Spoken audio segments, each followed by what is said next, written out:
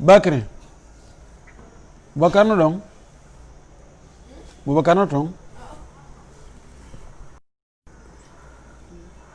ay goɗɗo tirani to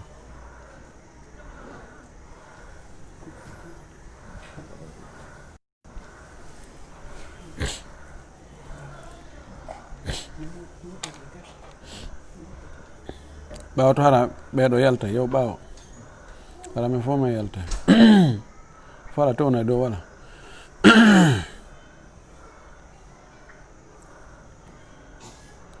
on wawi waɗde taqdim goye fuɗɗude nawde ma ɗo ko rotani to fuɗɗude bisimillah bismillahir rahmanir rahim awa ardetede matalen ga wassalatu wassalamu ala rasulihil amin wa ala alihi wa sahbihi ajma'in amma ba'du assalamu aleykum wa rahmatullahi wa barakatuh ma yara ɗakade yara musidɓe julɓe tedduɓe tedirɓe ɗi sirɓe ɗiɗo makuji ɓeɗo karmi ɓawo yow ɓawo hara min fo ma yalta ɗiɗo page ji meɗen facebook sertuɗi haray ko wonɗo woy ko wonti ɗo ɗum hurahirande islam haray si ɗum ɗon feƴƴi haray ko programme mon mo ƴettuɗi ɗen on nini fewno ɗo fi hewtinde ɓeɗo ko ɗo lande durayɗi yoga e musidɓe meɗen haray noon mi humpita on ko ɓuuri ko wonde l' essentiel komi yetto on kon ɗo ɗe lande ko yeton ka facebook ɗo fof ɗe jogana hiɗe mari mojobere ka télégramme haray landal ngal yiɗon ɗo o hande on faalitama ngal hengal mara hengal géra ka télégramme haray noon on daaray addotaw ɗum ɗon audio on dow ɗon ko dow vidéo on ɗon lien waɗete ɗon kala jogiiɓe télégramme yo ñoƴƴu ɗon tun naata ɓe wawa hendagol mojobere men ma ɗum ɓe wawi yaago ka télégramme so ɓe naati ton ɓe waɗa mojo ɓenen ko public waɗa ɓe waɗa dr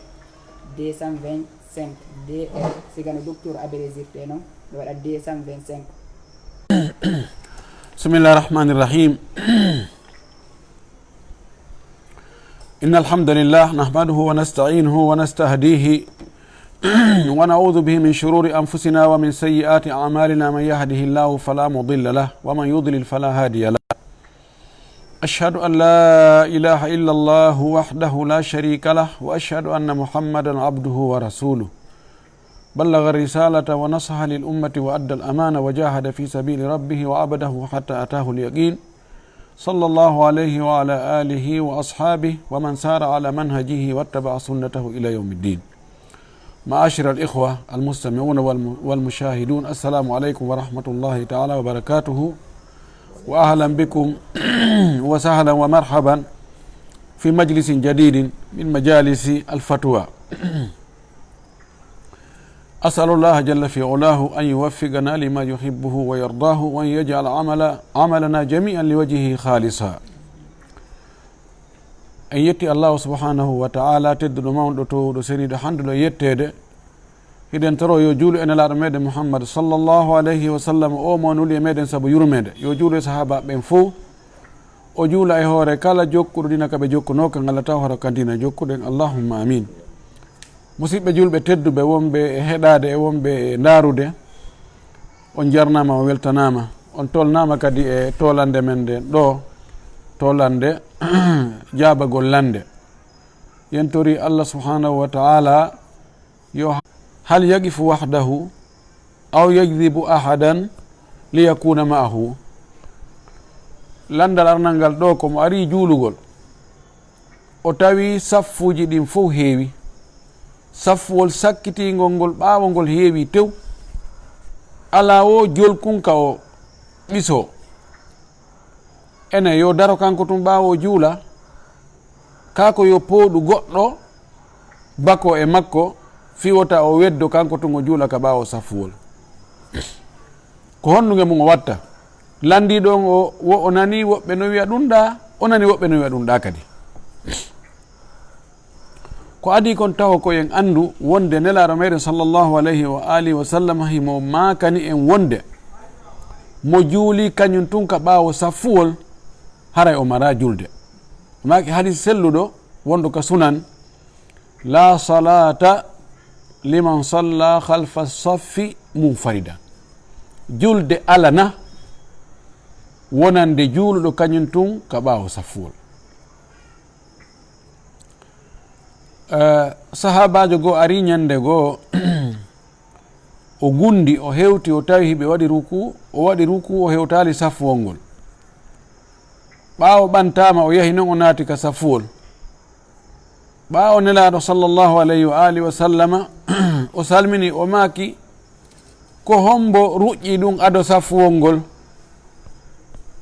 on no wi aboubakrata no aboubacry de aboubakrata o wi ko min yo nelaɗo laaɗo maaki zadaka llahu hirsan fala taud on fala taud ko on ɓuri sellude eno marsira noon woɓɓe inni ko wala taadu woɓɓe inni wala taudda siko innama wala taudda wota kontu ɗum ka julde ma anden on boni so inni wala taadu ko wota dogu so inni wala taud ko wota filli to sifa ɗum tayil to sifa ɗum ko ɗum ɗon woni ko selli kon no mo haqqi gona en ɓe wiiri noon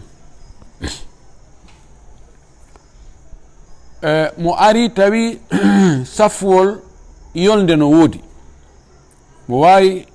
natugol ka saffuwol o daro o tewike pas o juuli kanko tun ɓaawo oɗo mara julde few oɗo yantabigo alayhi hadis o mara julde amma mo ari tawi saffuwol ngol heewi enen yo juulu kanko tun ɓaawo ka yo powɗu goɗɗo o adda ɗo ko mahallu khilafin bayna ulamai karama koɓɓen no yeddodiri ɗon wono maliki an koɓɓen e shafayi an koɓɓen fi riwaya imam ahmad no jogui konngol kadi tawti ɓe ɗon wonde yon tigui powɗu goɗɗo o adda ɓaawo fi wota o yanu e o hadis ɗa yo powɗo goɗɗo tawtamo o juulida e on ɗon haray o juulali kanko tun ka ɓaawo saffuwol woɓɓe goo tentinimo haqqi goo noon cheikh albani cheikh outhaymin ɓeɗo wi taw powɗo goɗɗo de fi honɗum si o pooɗi on ɗon o addimo ɓaawo o ɗuytanimo baraji makko ɗin nde wonno saffuji ɗin kono wonirɗa e saffuwol yeesowol wo ko noon baraji ɗin ɓuri ɗuɗirde saabu kono aɗamaki sallllahu alih wa sallam inna allaha wa malaikatahu yusalluna ala sufufi l uwal allah e malaika ɓen hiɓe juula e hoore saffuji arni ɗin watti ɗon si tawi ngol saffuwol hingol lompuno seeɗa sa itti ɗo goɗɗo haray a taƴi saffuwol ngol laaɗo maki man wasala saffan wasalahu llah wa man qata'a saffan qata'ahu llahu mo tokki saffuwol allah tokkomo moƴƴo e makko tokkanamo piiji ɗin mo taƴi saffuwol allah taƴamo haray ɗum ɗon moƴƴaali idan kamɓe ɗon ɓe wi ko honɗum o watta kanko yo juulu kanko tun feere joni noon o hadis ɗawiɗo mo juuli kañum tun feere e ɓaawo saffuwol haray o mara julde ko honno ɓe wawata jaborde on hadisi ɗon ɓe inni on hadisi ɗon ko si tawi hara on tigi no mari feere natugol ka saffuwol o salike o tawike pas o juuli kanko tun ɓaawo kono oɗo woni o mara feere honɗum o mari feere ko juulugol allah ko wi en fattagulla masatatum huule allah foddetaga nelaɗo sa sallam maki ida amartukum bi amrin fatu minhu masatatum simi yamiri on hunde are foddetaga kanko ko waɗi mari feere koko waɗi o yimiki ka suudu makko o ari ha ka juulirde honɗum ko faala ko juulugol julde jama kono o heɓali ka place hay nokku ka saffuji ko on ɗum heddanimo hande kadi maga baqiya min magdurihi wa min istita'atihi huwa an yusallia wahdahu ka haqiqa ngol konngol ɗo no jogii doole ɗum ɗo wawi hawturgol hakkude hadisaji ɗin yo juulu kanko tun ɗon si allah wallimo o heeɓi ɗon goɗɗo ado julde nden timmude awa si o heɓali kanko o waɗi ko mari feere kon o hadisi to wona oɗo woni ko fanda ko tewiɗo fanda oɗo tewaki yo juulu kanko tun ɓaawo himo jogui julde inchallahu wa billahi tawfiq. السؤال الثاني وضع الستائر على الجدران oɗo ko landi ko waɗugo ridoji ɗin ka maadi harana suuɗugol ella maadi on wona e fenêtre ko cuɗugol tun taarina maadi ndin ha huttita chambre on fof waɗa ridoji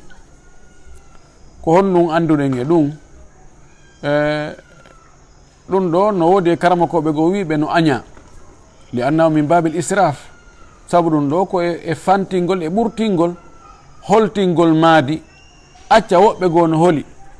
no woodi miskinɓe goo ɗin ɗon ridoji so tawi ɗin no wawno coggu majji on no wawno sodugol compleji buy jonna miskinɓe ɓe holta ɗo e a holtin maadi ndin holtin yimɓe hoɗoɓe ka maadi ɓen woɓɓe inni no aña woɓɓe inni o e añaka ko cuɗari qul man harrama zinata allahi allati akhraja li ibadihi wattayibati min arrizq qul hiya lilladina amanu fi lhayati dunia khalisatan yawma alqiyama wiɓe ko hombo harminta cuɗari di allah yaltinani yimɓe ɓen ndin ndiɗo cuɗari ko julɓe ɓen addude e muɗum ɓe wi kamɓe hino dagi nde wonno dalil arali e harmini ɗum masala on si tawi woni on tigi o ɓurtini o waɗi ridoji satta piriji ɗum ɗo haray woni min babil israf haray woni ɓurtingol wiyatake noon no harmi kono noon o ɓurtini o ɗali hoore makko baraji ka heɓayno si tawi no ɗin ɗon coggu majji on o waɗi no sadaka hara no jogui baraji buy wa billahi tawfiq السؤال الثالث امرأة تزوجها رجل ولم يستطيع أن يطأها أنه يطأ ضرتها واشتكت وقال سيتداوى ولم يفعل باعتذار عدم المال ووعدت بالتبرع بالمال ورفض وشكت إلى أوليائها فأنكر ثم نشزت و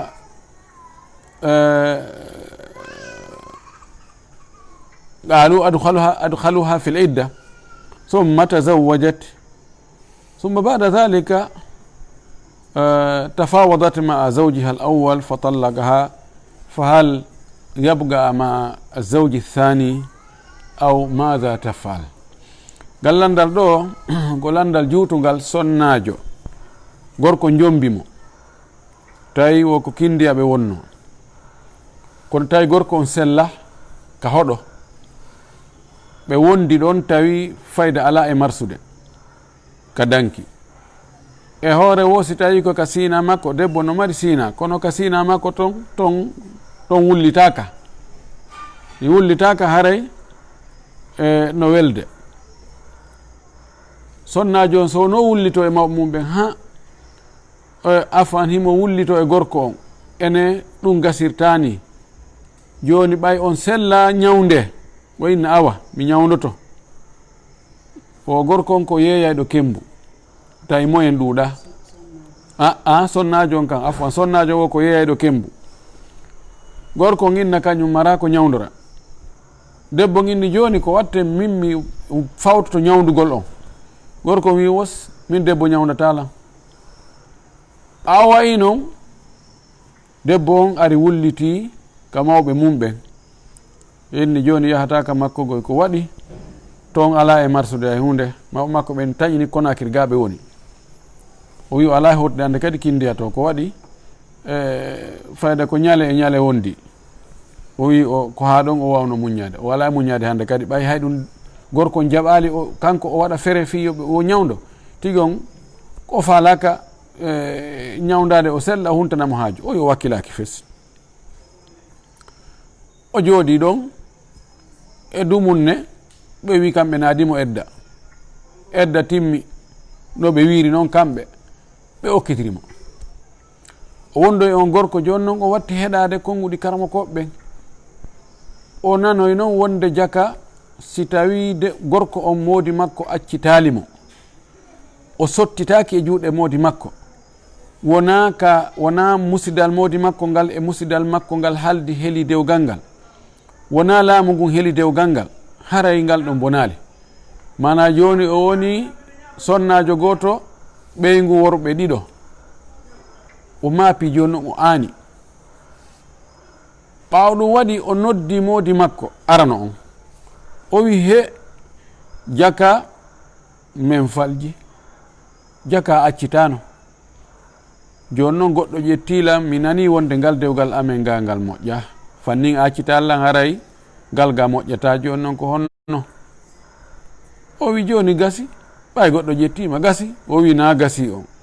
ko ya wi accitilam sina noon andi haray dewgal ngal moƴƴa gorko wi a ɓay joni a qirritike ɗum a warrino joni haray mi accitima landal ngal joni honto woni o gorko jombunoɗomo e hoore hari oɗa gorko accitali joni ngal dewgal maɓɓe ɗon himɓe wawi kontinde ngal ɗon ka ɓe wawata ngal kontinde himɓe wawi ngal kontinde kono noon ko be ngal moƴƴintinne ɓorde ka gorko on wi'i acciti ɗon haray wona yo gorko oɗa e makko yiidu ha o yiya ƴiƴan laabi tati on tumati gorko on ɗimmo ɗon o toritoyomo ɓe resinamo o watta teŋe dewgal ngal du'e ngal heyɗi hande kadi innatake joni ɓay ɓe wondi e hoore dewgal ngal ɗumannaki joni o gassamo ƴettude hande kadi ɗo wona zina ɓe wonno e wadde ko subhatu nikah koko nandi e dewgal ko ɗum waɗi si ɓiɗɗo heeɓi no keɗen on ɓiɗɗo ɗon ko ɓiɗɗo ɓi halal o askintinte e gorko on nde wonno ko dewgal hino nandi e dewgal hay fi kala wonali 100% dewgal kono ha ɓattoyi no dewgal arkanuji ɗi fof waɗi ko woni tun lam yusadif mahallan ɗan haray eɓe wawi moƴƴintingol dewgal ngal kono taɓe kontin e hoore ngal dewgal ɗon hara ɓe moƴƴintinnali ngal wabillahi tawfiq ɗon hi ko wiɗon kon ɗo hawya ƴiƴe laabi tati e nder ko ɓe wondi kon ɗum himo faami joni hana wondugol e gorko on kono joni no gollangol ɗo ko waɗa wuppangol mum ma ɗum pingol ko hani gollande gorko mo hanno gollande ɗum kadi imo wawi gollande gorko on kono mo wawi wuppandemo mo wawi defandemo kono ka danki wona ɓe dankodir toon wabillahi tawfiq sualu rabi rajulum كان في غامبيا في غامبي استعان بالمشعوذين فذهب إلى أوروبا مغامرا وكان دفع جزءا من المبلغ المتفق عليه بينه وبين المشعوذ وبقي الجزء الآخر ثم علم أن هذا العمل حرام فهل يكمل المبلغ الباقي أم لا أودو كو سوكا ونودو غامبي باي بيتende ari o faalama yaltude joni o yaha Europe o yahi o yiido e karama ko ɓe yette soɓe ɓen ɓe waɗanimo toon kurtu karta hoy tawi on tumati mo hooli ɗum ko soobe ɗum wallay ɓe haldi ko o yoɓata kon o yoɓi goɗɗum ɓe haldi joni ko si tawi o hewtoyi Europe o naatoyi o yoɓa ko lutti kon joni noon o rewi laawi riski ɗin ɗo ha o hewtoye Europe o naatoyle o rewi ka laakoy o lumboyi Allah waɗi o humbali o lumbo joni noon ɓay o lumboyi o wonoyi joni no gasa o heeɓi kaydi o heeɓi no wonira joni noon o landi Allah waɗi o heeɗi karama koɓɓen o waɗi connexion ji o connecti o yii ko karama koɓɓen maaki kon sifa ɗum ɗon golludugol e ɓe karama ko bataniɓe ɗin piiji o andi jaka ko waɗɗo ko harmi jaka ɗum wattake e joni noon ko ɓe halduno ko lutti kon ko yoɓali kon yo timmin ɗum ka o hana timminde ɓay jaka ko harmi ɓe waɗi ko ɗum woni landal ngal jabawol ngol wona yo timmin ɗum na yoɓɓe hande kadi alkhata'u lbayinu khata'uhu yusahhah faljere si feeñi wonde ko faljere koyo moƴƴintinne na wigol ɗo o firti aadi nam taban ko aadi ardade e hoore ko boni aadi ardade e hoore ko boni na ko hunneteɗum e misal muɗum mo haldi joni ɗo e jiwo awma en fottoyen e bambe to ɗa waɗen golle bonɗe o yahi o miijitike o huuli Allah mi wiya mi waɗa zina mi ala yaade taw eɗen joni ɓayara mi firti aadi firtugol aadi haray no harmi joni mi wiya mi hunna aadi ndin adi ko hunnete ko e hoore ko moƴƴi. Idan ɗo wona yo yoɓutu on ɗon few balsi on ɗon karamakojo noddimo koyo inni he karamako en jaako waɗɗen kon koko harmi karamako en acce ɗum nani ɗaɓɓe golle goɗɗe goo tan waɗu karamako batiniyagal tan waɗu ɗum ɗon meti e muɗum taw ñamir ɗum o yeetoɓe nelaɗo sallllahu alayhi wa alihi wa sallam no maki piiji tati no jeeya e harmude ɗin debbo yeeyitotoɗo ko yoɓete kon ɗum koko harmi bareru si yeeyama coggu mayri on koko harmi karama ko batini ko ɓe jonnete kon hoore kuɗol ɗum kadi koko harmi o yeetoɓe ɗum o toro Allah yo Allah accimɓe ɗum yo Allah holluɓe goonga wano kanko o yiri goonga noon o walla ɓe kadi ɓe jokka wa billahi tawfiq. السؤال الخامس طالب قمري واجه فقرا وهو يدرس في دكار ويساعده أحد الإخوة الذي يبيع في الدكان وهو يريد دخول الاختبار في العمل في البنك العالمي. هل يجوز مساعدة من يعمل في البنك أو من يريد العمل في البنك؟ oɗo ko qissa juutuɗo suka meɗen wonɗo Dakar wonɗo yeeyude o jogi boutique étudiant-jo no ɗon taalibajo mo Comore île Comore comorien jo ko ɗon o arata o ñawlo ka boutique ɗon yahi noon ha alhaaliji kanko on taalibajo étudiant jo ɗi kaani moƴƴi o soñji tawi o ala heɓude a hunde ko mawɓe makko ɓen addananoma kon tawi ɓen heeɓi probléme ton saabu élection jiɗin e politique on ton hawri nandi kamɓe na ka hendu num fewtiri toon kamɓe na toon ɓe fewtiri 6 2 2 0 1 6 ɓe accitimo addande o tampi ha wurin ka hayka o luusuno ɗon Dakar ɓen ɗon ɓe yaltinimo saabu angal heɓugol ko yoɓa tawi himo alhaali makko no yurmini ha joni noon banque mondial ɓe waɗi ɗon ɓe organise ɗon concours fi ƴettugol golloɓe on comorien je noon o faala tawtugol kono ha to jini e financement seeɗa joni noon o suka meɗen ɗo wonnoɗomo e wallitade o wi yalli no dago ka o wallitomo ɗon financegol mo ɓayle si o heɓoyi ka concours ko ka banque o gollata bal o wi ani ko feeñi kon wonde oya naati ka concours o gañike joni noon kono nandi no gasa o fuɗɗaki ɗi golle ɗen himo ha to jini e ballal ha joni wallitagol moɗon e hoore joni oya ko fi gollugol ka banque o woni e étade katakatannade haara ɗum no dagui ɓay o nani wonde gollugol ka banque dagaki haray ko honno alhaali wallitagol faalaɗo gollugol ka banque wayi landal ngal ko ni woniri gollugol ka banque wona cenɗe ɗen fof harmiri banque ji ɗin no woodi no ɓe woni e heɓirde ka dagori no woodi no ɓe woni e heɓirde ka tawata ko riba no harmi paɓanɗe en andi l'islamu kañum wi'aya ɗaɓɓir jawdi no ɗaɓɓirɗa o no wallini laawi goo ko noon ɗon ɗin laawi ɗon rewete fiyo jawdi dagidi heeɓo no waɗi laawi goo croix e muɗum wiɗo on jawdi no heɓogoy kono noon ɗum ɗon tamemum ɗon de wano ñawlugol ñawlira intérêt ɗum dagaki fes l'islamu jaɓa ɗum banque ji ɗin kañum ɗum ɗon ko ahlan wa sahlan ka a ñawlugol goɗɗo délai ka o hani yoɓugol ɗon hewta o ronka heɓude ko o yoɓire ɓeydanamo délai on naɓiramo yeeso kono ɓeyda kadi ñamande l'islamu jaɓa ɗum banque ji ɗin kañum ɗum ko haaju majji no weltori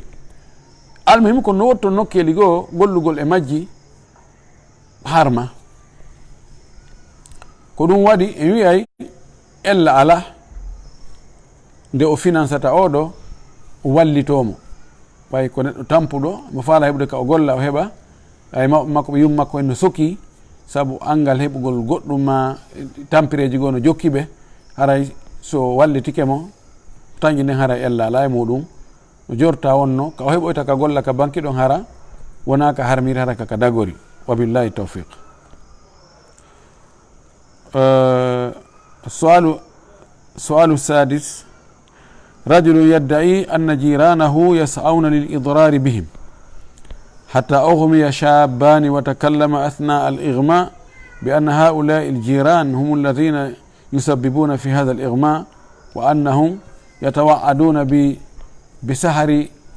الكبار والصغار، وأنهم سيفسدون مستقبلهم، وأنهم سيفعلون وسيفعلون. وبدأ بعض أفراد الأسرة يذهبون إلى المشعوذين وإلى العرافين لطلب الحماية وطلب كذا وكذا، الحروز وما إلى ذلك. oɗo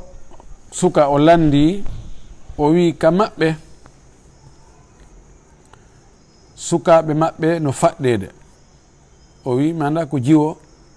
ka ko suka mo duuɓi 13 faɗɗama, jiwo mo duuɓi 13 faɗɗa, awa woni kadi seeɗa tun kadi goɗɗugo kadi faɗɗa. Yani ɓe ɗiɗo ɓe faɗɗa, oya faɗɗa wano hande, oya faɗɗa wano janggo. hiɓe jogii ɗon kawtal ɓe, wo ɓen ɗon ko hoɓɓe no famorta noon ko arɓe, ɓen ɗon noon no kambande ɓe, wo ɓen noon ko katakataɓe e nder yewtere makko nden no famorta noon. hiɓe kambani ɓe wonde ɓe bonnayi fi maɓɓe, fi ɓeygu nden ɗon fes, hara goto ɓantatako, goto hettatako, goto sellata, goto watta ɗum ɗo e ɗum ɗo. woɓe kadi faɗɗaɓe ɗo e nder ko ɓe faɗɗa kon ɓe wowli toon, kamɓe kadi ɓe hiitike wonde ko ɓen jokkiɓe, ɓen ɓe sappi ɗon ko ɓen jokkiɓe. joni noon ngal musidal o suka landiɗo ɗo ɓayi kamɓe ɓe faami, ɓe gomɗini, ɓe hoolike wonde ko ɓeeɗa jokkiɓe, kamɓe kadi ɓe etade fi ɓen jokkuɓe wota ɓe hewto yoɓe daɗuɓe. hiɓe yahude ka karama ko ɓe yette so ɓen ɓe ɗaɓɓa toon lekki hijabu e ɗaɓɓa toon kamɓe kadi awa hara si ɓe yabugike ko ka maɓɓe yiltitoto arata e maɓɓe few anti missile ji ɗi hiɓe ɗaɓɓude ɗum toon e juuɗe yette so ɓen. kono kanko suka landiɗo ɗo on o wi kanko no mapinimo o falaka e yahude ka ɓen karama ko bartaniɓe fi ɗum, kono yimɓe makko ɓen kamɓe hiɓe hooli wonde awa si ɓe yahali ka ɓen ɗon haray fi maɓɓe boni, ɓeeɗa hippa ɓe festi weddora ɓe, haray ko hon ɗum woni ko wasiyoto ɗen mo kanko e siɓɓe makko ɓen. ko adi kon taho tuumirgol goɗɗo ni tun tawa dalilji feeñuɗi ala, fi tun woɓɓe no nawni, o wi mo sifi hay wo yumma ko nawni fayda timmi hitande, ko honto e nokkure woni ka tawata yimɓe nawnata, ko honto woni ka yimɓe faɗɗatake. ani faɗɗegol yimɓe ɓen ɗon ɓe faɗɗegol ma ɓe nawnugol na ɗum ɗon tun ƴettete dalil wonde ko ɓeeɗa woni wadde. hay si ɓeeɗa kambi, hay si tawi woɓɓe goo wowli inni he awa wattanila ɓe ngal kawtal man ɗo ɓe namereɓe goy, yimɓe ɓen ka fuuta ɓe wowti tun e tuumirgol goɗɗo ni nala ni hara dalilji feeñuɗi ala. tentini si wonti ala sabu tiiɗuɗo, mo ala sabu tiiɗuɗo fayda toon ko ñannejo, ma ko mboolowo, ma ko sehowo, ma ko waɗowo ɗum ɗo, ko waɗowo ɗum ɗa. tuumirgol goɗɗo nun ni tun ala dalil, ɗum ko tana molanaɗo dey. ko hani kon si tawi wano ɓen jiwɓe ma ɓen ɗon sukaɓe ɓe faɗɗama, ko hani ko yoɓe moccire alqur'ana e sunna nelaɗo sallllahu alayhi wa alihi wa sallam.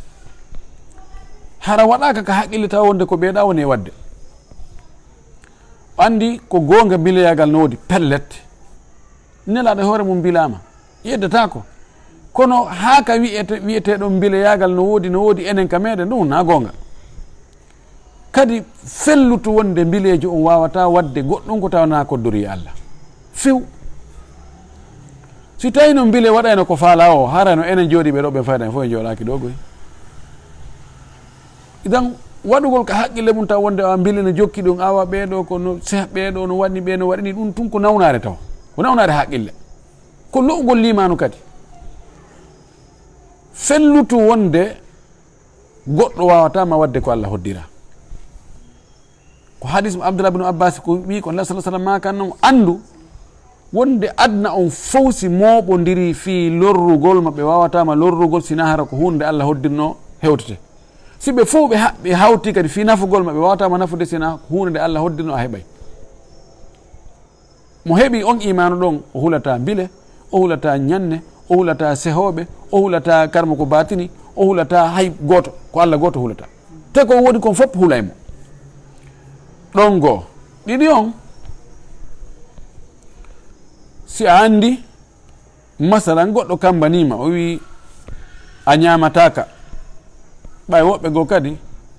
ko ɗum ɓe haysi ɓe wawata wadde kono ɓe hulɓinay fiyo yimɓe yo hulu. Te woɓɓe goo etoto waɗugol, woɓɓe no anda ɓe gollitira e batiniyagal ngal moƴƴi, ɓe winday, ɓe moccay, ɓe waɗay katime, ɓe waɗay ɗin piiji fof. Si andi ɗum ɗo ko honɗum dartorta naya yahu ko karama ko batiniɓe goo kam fiyoɓe dande karama ko batiniɓe goo. ɓe assihiru la yudfa'u bisihri hada huwa al asah. Ko selli ko mbileyagal duñirtake mbileyagal, mana mbileyagal ñawdirtake mbileyagal. Mbileyagal on tigi ɗaɓɓol mbileyagal ɗaɓɓira ɗum mbileyagal goo ara on foti.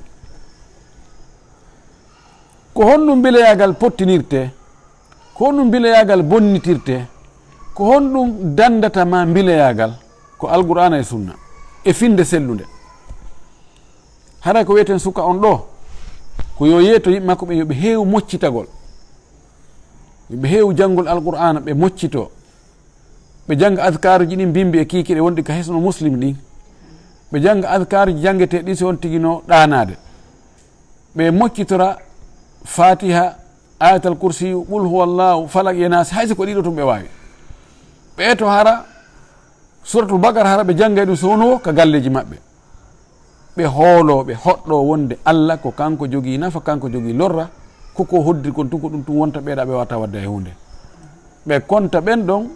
wota ɓe kontuɓe ko bomɓe ko waɗoɓe ɓay tun ɓe heɓani dalil feeñuɗo ko sikke tun ko wigol ha no gasa anda do ɓe darano guite bonɗe, min mi yino ɓen no kuulomi, min mi yino ɓe yeƴƴito, mi yino ɓe hocca ɗum ɗa, mi yino ɓe toro mi anda si ko paɗalam ɓe ɗumannino. Sifa ɗon tun hara ko yani tahminat hottagol tun wota on tigui tumir ɗum yen tori Allah yo Allah kore finde sellude o danda en kadi boneji ɗin fop e joom boneji ɗin. So Allah no muuyi fewnugol ɓe yo fewnuɓe, so o muuya ɗum yo ronkimɓe hara ɓe wata lorrude hay goto. Wabillahi tawfiq. السؤال السابع: استأذنت زوجة من زوجها لزيارة أمها وقال لها لا تصلي المغرب عندهم، ثم تأخرت إلى المغرب، فجاء الزوج وقال لها لتبقى عند أهلها ولا تذهب إلى البيت، ثم بعد فترة سمح لها بالعودة ورفضت هي لأنه لا يصلي إلا في رمضان ويرتكب الكبائر إلى آخره. gallandal ɗo ko sonnajo biro mum nawni, biro makko ne biro mum nawni, o wayni modi makko yo modi makko newnanmo o yaha o ndaara biro makko o dankoɓe seeɗa. Modi makko inni yahu kono noon wota futuro heeɓe toon dey ko ya arto aɗo futuro. Sonnajo on yahi donki ɗon dankagol mawɓe mum ɓen ha futuro heewi, o artali. Ɗum modi makko jokkiti ari tawimo imo salliganade futuro. O wi mi yetanokima wota futuro tawe ga. O wi hi kono mi yahay joni harla dankade biro an en. On tumati o wi awa wota hotu dey awa wontu ga. O inni kono awa naate kan daron biro an en lando ɗon sino jasani ɓe. O waɗali, o natali few. O wi awa joni wonu ga nani ta hawtu ka suudu dey. O nangi lawol makko o yehi, o darali esiraɓe makko o hooti. Sonnajo on woni ɗon kañum kadi wono e noon dumunne gorko nandi ko yette sojo o hawjuno ko décision hawjiraɗo. O nodditoji o inni joni ɗa wawi arde. O inni o ala yaade hande kadi mi ala yaade fes. Joni noon debbo on ko faala ko yoɓe seedu. Debbo on wi mi harminima, mi yarata to mi harminima few. Debbo no wirno o wi o gorko o juulata sina e suumaye, o fiimay, o yaray, o tañina kadi mo looto longal si ɓe yiidi. Yani tigi tigi tigi on yette soyagal ngal no ɗuuɗe makko moƴƴi noon. O yiɓay noon o gorko ko ni wayi o ala yadde. Allah wallimo o heeɓi occasion no ɓe sertira, o ala yadde ton hannde kadi. Gorko on wi kañum kadi accitata few, hiɓe ŋaɗi ɗon. Yarli joni ko o wiwno yo wontu ga taw yahu taw tipputu ka galle makko ton, ɗum woni accutugol. Taban ɗum ɗon ko selli kon woni accutugol. Si gorko e ɓeygu muɗum duki ma e hoore seytane o inni yahu ka mon ma o ta artu ka ko go no anda wigo yahu ka mon ko kinaya. Kono sen daari wano Cheikh Salih al-Fawzani no wirno ka al-Mulakhas al-Fiqhi, o wi nokkeli tati kinaya landatake sina kalasli kinaya ko yonti lande ko no miiji, kono nokkeli tati o wi ɗum landatake few. Si tawi debbo on tortike hoore mum o inni moodi jonni tan hoore an, acci tan mi hetta hoore an, o wi yahu ka mon,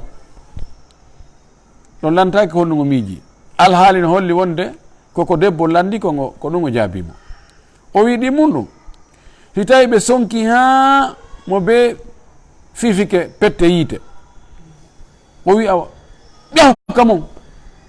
O wi ɗon kadi so o wi o yi no mi anni anoki yo accutugol o jaɓantake. O wi tammum ɗum hara gorko no seytini, hay si ɓe sonka kono mo seytinani debbo moƴƴi, o inni he yahu ka mon nani. Ɗo kadi o wi kontatake ɗo, annuye daratake ɗo ko kontete wonde ko accitande. Kanko Cheikh Salih al-Fawzani ko ɗum o wi, mana alhaali on no holli ko honɗum o faandi. Hay so faalama yedditoyde fewndu ka o seytinani debbo on ɗon, o wi ta hoto hande kadi ka an, mana mum ko mi accitima. Kono joni o wi artu, ɗum ko irja, ko raja, ko artirgol. Mo acciti ɓeygu mum accitande aranere ma accitande ɗimmere, fannin edda on timmali himo wawi artirgol mo hay si debbo on faalaka. Mana mum dewgal ngal bonali.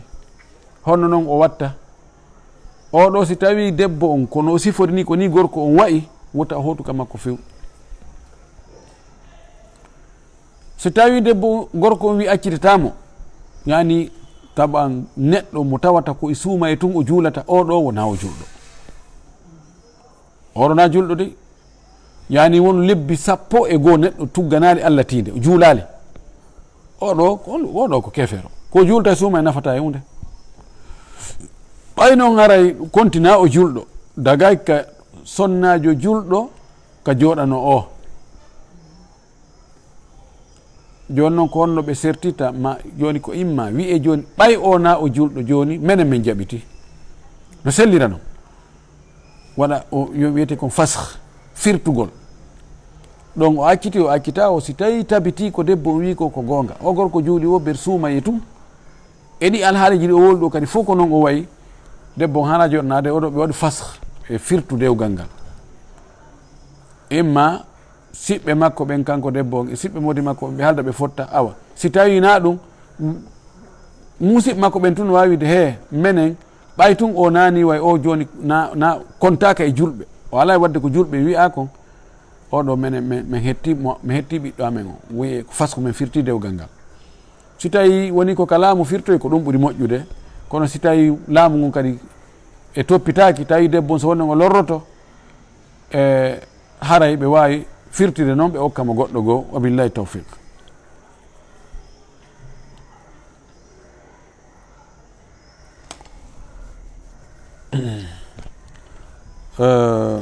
سؤال الثامن: إذا مات الرجل وترك زوجته فإذا أرادت أن تضحي hal laha dhalik aw ahlu zawjiha hum alladhina yadhbahuna laha. Oɗo sonnajo o landi ko fi layya. Sonnajo si tawi modi mum maayi, joni noon kanko ɓawa modi makko maayi, layya fewndike, ɗum ko julde donki e julde donki. Enen o sella kanko sonnajo on simo mari feere kawya o soodoya dammol ko layyorte ko ma nagge o layyano hoore makko. Ka o nani wonde ko o woye hay simo mari feere na kanko watta ɗum dey, ko siɓɓe moodi makko ɓen ko ɓen arata o jonna ɓe mbuuɗi ɓe yaa ɓe soodoya ɓe adda ɓe hirsa. Kanko o ala haqqe soodoygol e yamira goɗɗo yo hirsu. Ko honɗum wiiɗen e ɗum ɗin ɗon fof ko tindi e taali ɓaawa ɗo ɗum. Sonnajo on jawdi makko ndin kanko jeyanta hoore makko, emo jogii ko wiyete milkiyal fardiya kamilan, jeyangol hoore mum, fewjana kadi hoore mum ko jeyi kon. No sellaka kanko tigi o yaha o sooda dammol ma, o nela goɗɗo yo soodanamo dammol kol ma nagge ngen o hirsa, o nela si o faala kanko tigi hirsatanta hoore makko jungo makko ngon. Sellaka sonnajo hirsa de na ella no dagi, ma o halfina goɗɗo yo hirsu na haysi siɓɓe modi makko ɓen anda few. Kanko e siɓɓe modi makko hunde alaga ala hakkude maɓɓe, puisque wona ɓe waliyu makko. Hakkude makko e modi makko ko wonno hakkude maɓɓe ko dewgal, ngal dewgal mayden lanni taƴino. Joni kanko e siɓɓe modi makko ɓen ko aaden e janano, hunde ko wondi ɓe ala ko ala ko ɓe hana fewjugol fi makko, ko waliyaɓe makko ɓen hani fewjugol fi makko. Hande kadi wa binan alayhi himo no sella ka o waɗa layya, ka o waɗa sadaka, ka o waɗa waqfu, ka o waɗa jawdi makko ndin ko daggi ko fof mo hani o waɗa e jawdi makko ndin ko hani kon fof o disinata ko siɓɓe modi makko ɓen sina hara o faala. Wa billahi tawfiq.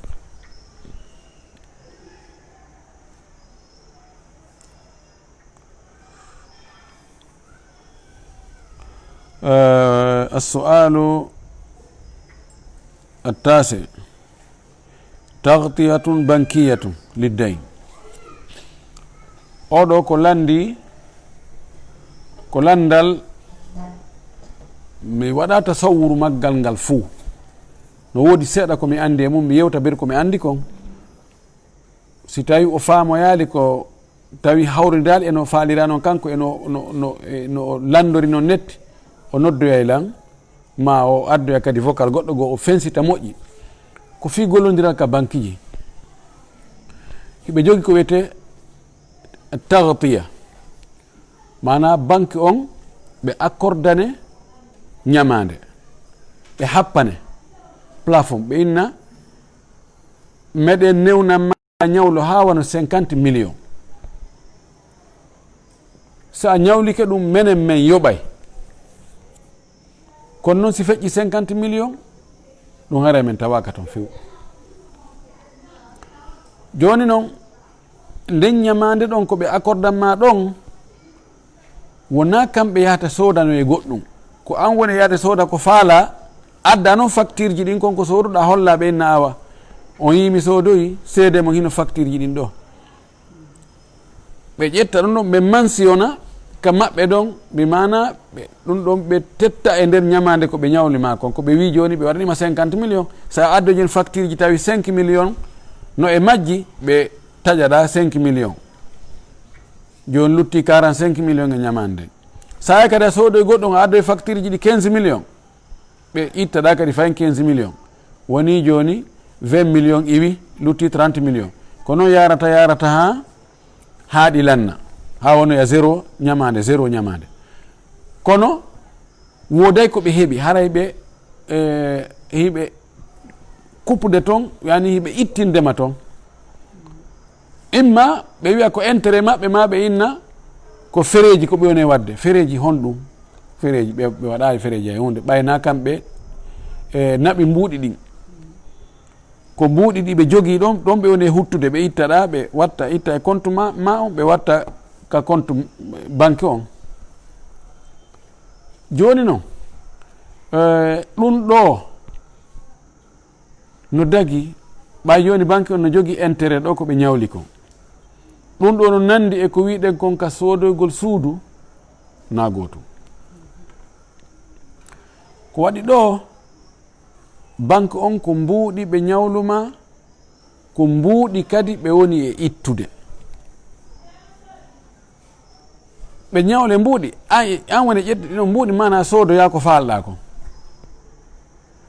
no serti e o alhaali ɗa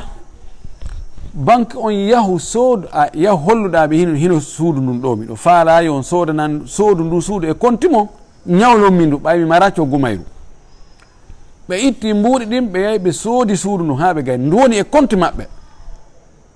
ɓe ñawluma ndu ɗo an marchandise mo yaaɗa soodoɗa on ɓe anda o marchandise ɓe yi alimo na kamɓe soodimo ko an sodanimo hoorema yahuɗa ɓe ñawluma mbuuɗi ko yoɓitira o marchandise mo sooduɗa ɗo e hoore a yoɓoya ɓuuri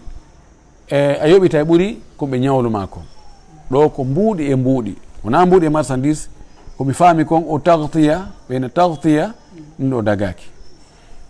no woodi none goɗɗo tagtiya goɗɗo goo on no wawi dagade joni e misal banque on ñawle mbuuɗi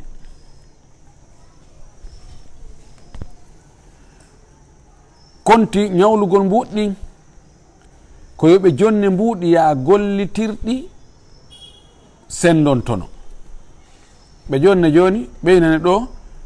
100 millions ɗa faala e on 100 millions ɗon yoɓe naɓane ɗi Chine soodoya to marchandise ɓeyna meɗen wawi transférande ma ɗi ɗo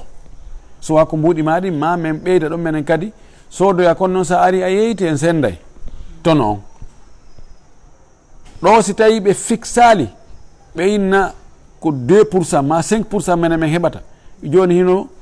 ɓe haaldi on haaldi tun joni pourcentage ko ɓe heɓoyta kon wona ɓe fixe joni ɓeyna o 100 millions ɗo a jonnoya men 5 millions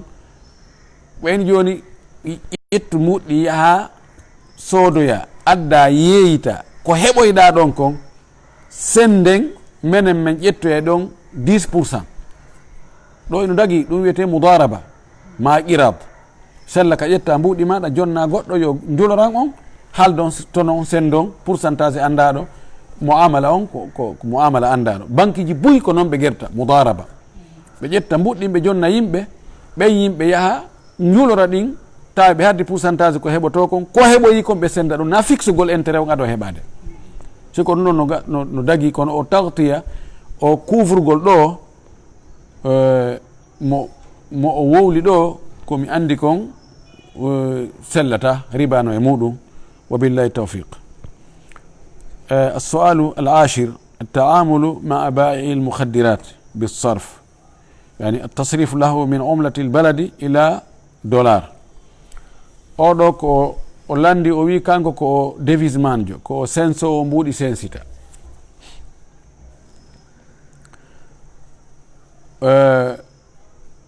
imo jogui dollar